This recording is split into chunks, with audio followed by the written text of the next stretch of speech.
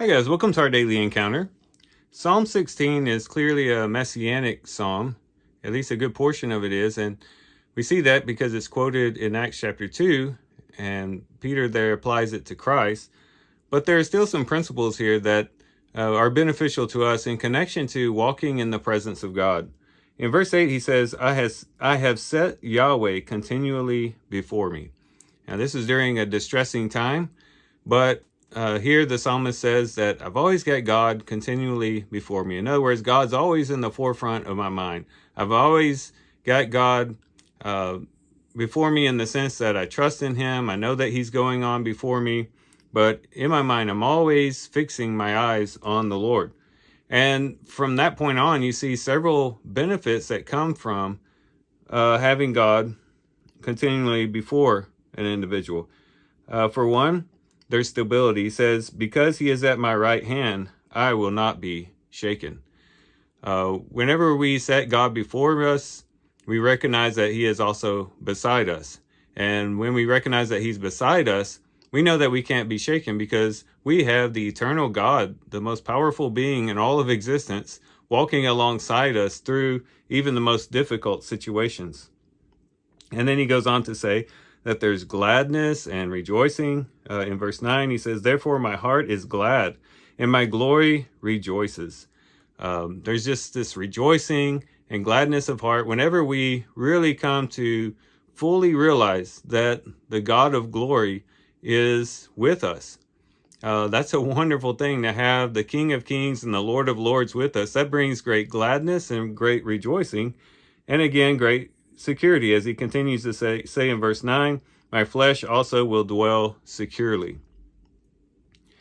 And then there's that really messianic verse that's quoted by Peter, for you will not forsake my soul to Sheol, and you will not give your Holy One over to see corruption. In other words, he's going to have the ultimate victory. And that's true with us as well. Even though we might go through dark times, we've got God continually before us. We have God walking beside us. This is causing gladness and rejoicing, but it also brings hope that God will bring the ultimate victory. And we've been promised that time and time again through the scriptures. And then he says, there's joy in the presence of God. In verse 11, you will make me to know the path of life. In your presence is fullness of joy. It's just joyful. Whenever you're walking in the awareness of God's presence, it's really hard not to be joyful. Just basking in the glory of who God is and just worshiping him and opening up your heart to him and realizing just how close and near he is to you, that just brings great joy. Not only joy, but fullness of joy.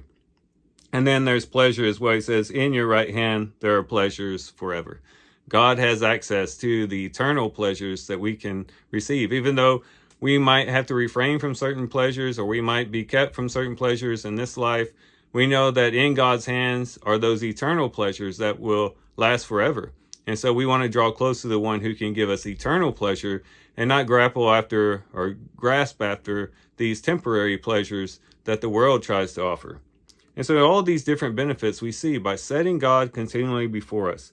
We see that there's security, there's gladness, there's rejoicing, there is fullness of joy, and there is pleasures and also a hope of victory in the future. So these are some things that ought to motivate us to want to abide in the presence of God and to keep him continually in the forefront of our minds, saturated with his word, full of worship and prayer, offering up those prayers to him continually throughout the day.